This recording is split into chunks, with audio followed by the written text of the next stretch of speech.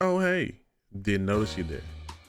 How y'all doing today? It's Blue Satire and we're here today for another video, another top 10, but this time I want to go over some of my favorite indies from 2022.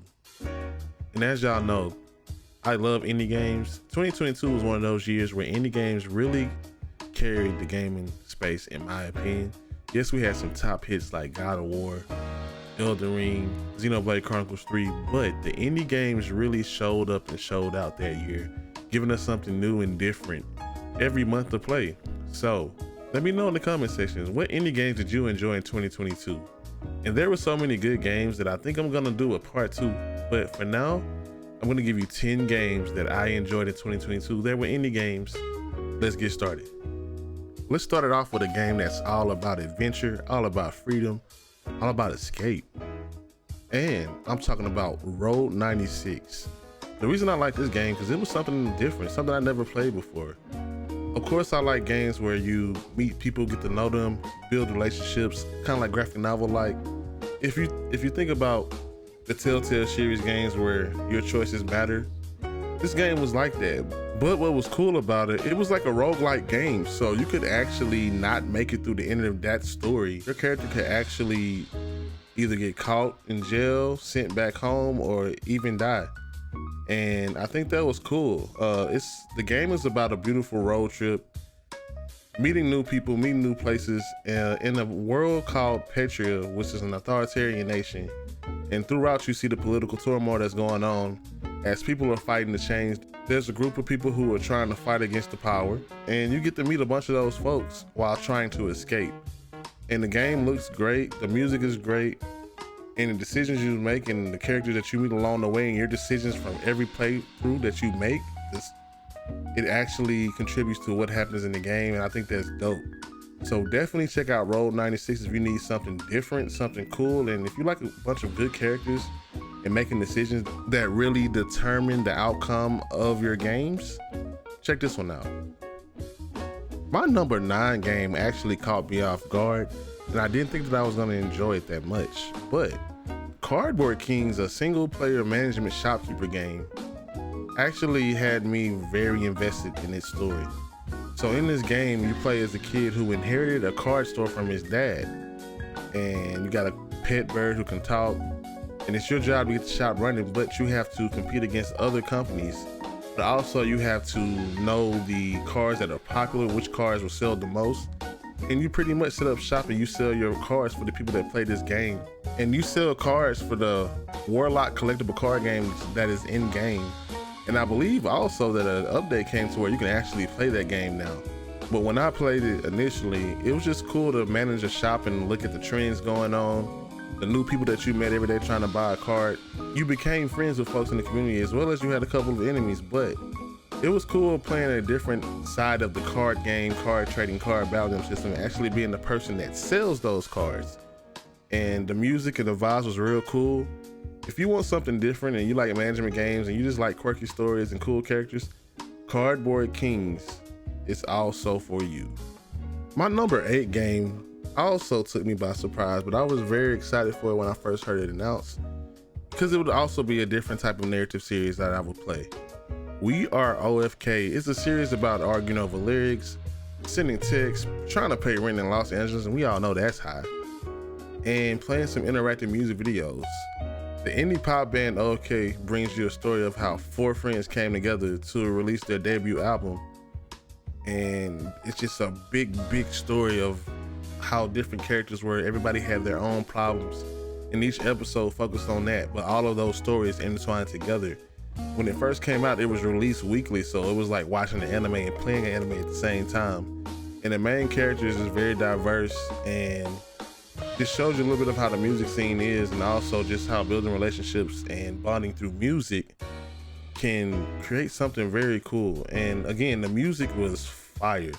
The sound, the design, the story, and the real band was a part of this. And they even came to my stream one time and I was streaming it, so that was pretty dope. But it's just real. It was something that you can identify with, as well as just seeing people trying to live and get together and make sense of the world that they're in while trying to do something great. Coming in at number 7 is a game that reminds me of a franchise that is heavily slept on. And this indie was also heavily slept on. Tinykin reminds me a lot of Pikmin. And in this game, there are a bunch of little Tinykins that help you explore the world that you're in. And this world is, you're in a big giant house. So it's like Honey, I Shrunk the Kids. I mean, it's like Pikmin. It's like Pikmin Chibi Robo, but you're this character who has a bar of soap that he can glide around like a skateboard. And every level is beautifully designed, the sound design, the music, and it also looks like Paper Mario. So that's another thing that I had going for it. That makes me like it. But Tinykin is very creative. The game is fun. You got different Tinykins that have different powers to help you navigate each puzzle and objective that's in every level. And it's definitely a good time. It's something I think everybody should go back and play, especially if you're looking for something different yet inspiring. And like I said, these indie games show how good they are and how diverse they are in making something different, yet also pulling on that nostalgia and pulling on games from the past that made gaming great and things that we don't see often anymore. So definitely check out Tinykin and just look at it. You know why. Speaking of Paper Mario, my number 6 game has to go to the Outbound Ghost. And this game was basically inspired by Paper Mario. And with this game, it's what you expect. It's a very charming game with a ghost who comes into like a town or village where everyone is gone. It's kind of like Pokemon-ish or Paper Mario, where you kind of have these different emotions, and these emotions are your partners in your game. So the RPG setup is there. And just like in Paper Mario, the battle system is very different. It's turn-based, but there's some type of action that you have to do with each person. So you might have to stop A at a certain time. You might have to press A quick, or you might have to do some type of puzzle in the middle of that. But again, this game definitely is heavily inspired by Paper Mario. And I believe it's a good time for everyone to try out. And the game was made by one person, and it was their first game, which was dope as hell. You don't see that often. You don't see a great game often for your first attempt straight out of college. So make sure y'all show some love to the Outbound Ghost, especially if you're a Paper Mario fan, or RPG fan, and a fan of good games, period. Coming in at number 5, and I've talked about this game, I've done a review on it, Melatonin. While it may be short, it's just a vibe. It's a full vibe, and that's why I love it so much, because the music in the game is amazing. And if you play games like WarioWare or Rhythm Haven, games like that, I love that each world has different mini games and different songs, so every song is memorable. And then at the very end of that level, you kind of get a remix of every song, everything you did that level. And I mean, it's a good way to do rhythm games, but also a very chill and relaxing game. Something I think that's really good to play when you're winding down, or something that you really want to just calm your mood or just have a good time, a very chill time. And you need some melatonin in your life. There you go. And yes, melatonin in the game, not the stuff you take. But check it out. The graphics are dope. The sound design is dope. The music is great. And again, indie games always doing something to remind you that there are great games out here. Of course, we got to talk about Sifu. Coming in at number 4. Sifu was dope. I know a lot of people like this game, so it ain't much I can have to explain about it, because I know y'all know about it. But just what I loved about Sifu is it was a different type of roguelike experience where it's based on Kung Fu. It's a revenge story. The fighting was dope. Being able to use the environment around you, and also just the aging system. Like every time you died, you came back, but a little bit older, and a little bit wiser, and a little bit stronger. And I think that was pretty cool. A very cool metaphor on the story of the game, and just the action, the sound design, and the way it looks. It's an overall great indie game, and I think a lot of people should try it out if you haven't, but I know you have, because Sifu was very talked about. My next game is Potion Permit, which I also did a review on. And this game is another one of those cozy games, but it takes cozy to a new level, as you're an alchemist or a chemist, whatever you want to call it. Botanist, whatever. You're a doctor. You're a chemical doctor, and you got a cauldron, and you got to go out and collect supplies to help the sick people in your village. And I love this game because it looks great. There's some action there. The music is good, and again, it's like one of those Stardew Valley meets Full Metal Alchemist-ish type of games. And you have parts where you go collect the materials. You go back to your home and you make the cure or whatever they need. Then you go to the hospital and you cure the patient. But you also get to know people in the town. There's so many games in the towns, and you build the trust, and you get the trust back from those people. Potion Permanent was something different, and I very well enjoyed it, and I think everybody should check it out because, again, if you ever wanted to be an alchemist, or if you wanted a new spin on those cozy Stardew farm sim type games, while you're not really farming, you are getting to know people, building relationships, and doing something a little bit different while helping people out.